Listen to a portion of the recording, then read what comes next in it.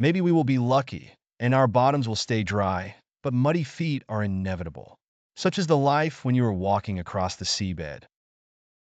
Kud Kuden does it for fun off the North Sea coast of Germany. He is likely the only mudflat mailman in the world. He delivers mail to exactly one family and is considered a family member in principle. Regular reports on the water level are critical for him. Last tide low water 431. Today at 3:08 a.m. low water was 34. Over in the night, we have 575. That is still quite a lot. Yes, it must be about 5 meters. Then you can make it through the narrow channel when it is not too stormy, and the waves are slightly lower, but I am optimistic. The 69-year-old Kud Kuden sits in his post office within his home on the island of Pellworm.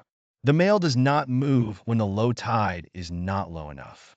The tide dictates his hours. As long as it looks like this outside, there will be no mail delivery. 6 hours later, the Mudflats, also known as what in German, are mostly out of the water. The seabed is now passable, and the mudflat mailman begins his rounds. His load is heavy, and he is officially commissioned by Germany's postal service, Deutsche Post. I always pack it in plastic in case it rains. The backpacks are not entirely waterproof. I take what I can carry. Sometimes I strap it on when it is a bit more bulky, like a refrigerator, which I have to bring by ship. The weather app informs him what to wear. Today, maybe we will be lucky and won't get wet from above, that is, from the sky. When possible, Kuden prefers to go topless. That is my style. Well, I'll take a jacket for now, but usually when the weather is good, I just go like this. 7 kilometers away from home is the agreed-upon meeting point on the embankment. Kuden often takes vacationers along his route. People with local knowledge rarely come. The guests scan the horizon, wondering where they are heading. Off to the tiny island of Sudfall. We make a curve like this. We do not walk straight towards the island. We make a big loop. It is about 6.2 kilometers long. Then we stay for an hour and come back the same way.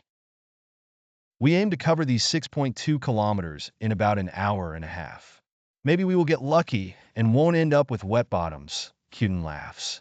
It is an extraordinary experience, usually only considered by the adventurous. While Kuden enjoys walking in the wet alone, he never asks people to join him. Would you all like to go? If not, or if one of you turns around, that is okay. I understand. I will tell them we are coming then, he says. Then, a call is sent from the embankment to the mudflats. Who likes coffee? On Germany's northern coast, people speak the country's only regional language, known as Plattdeutsch. The group has booked a hike across the mudflats and is now walking into the North Sea. Their first impression? Beautiful. Cold. It is indeed a unique and chilling adventure as they wade through the not-so-low water.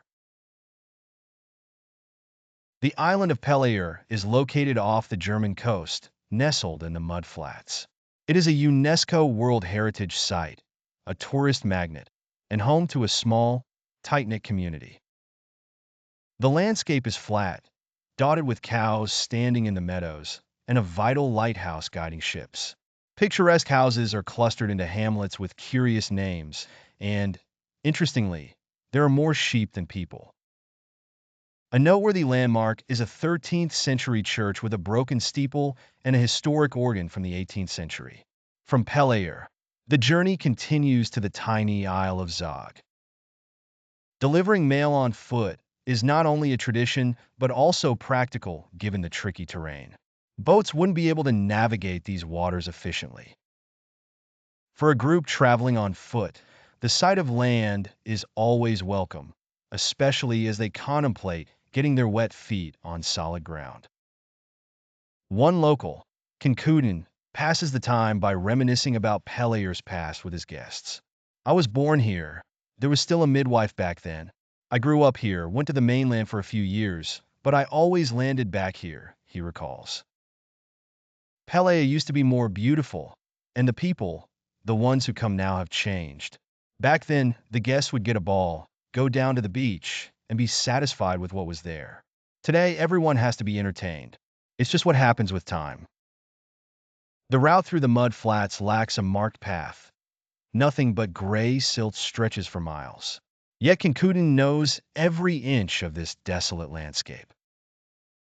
He offers his guests a choice. Do you want to put your shoes back on? If not, you can leave them here. We're coming back this way. The group finally stops as they approach a highlight of their walk. We're going to make a turn here, Ken announces. Off Zog, the land features a lighter mix of sand and shells before they take a left around the isle. The mudflats are home to over 10,000 plant and animal species, many of which thrive in the seabed. Ken is fascinated by the strictly protected flora and fauna. When his predecessor fell ill, Ken naturally stepped into the role, driven by a passion for this unique environment. As the group continues their journey, they embrace the simplistic beauty of nature, finding joy in the small wonders of the mudflats. Kane Canson didn't hesitate to take the job almost 25 years ago. There's a unique serenity here, away from cars and traffic noise. You can really hear the birds sing up close. What makes this miracle possible? Kane Canson and his guests can stroll on the seabed, thanks to the rare exposure of the seabed here. While tides exist worldwide, it's unusual for a seabed to be as exposed as it is here. The Baltic Sea is almost completely closed off, so water can barely flow in. In the North Sea, it's the opposite. It opens up north and lots of water flows with the tide. Kane is crossing the last few meters to reach the islet. No big fanfare, just a terse northern German welcome.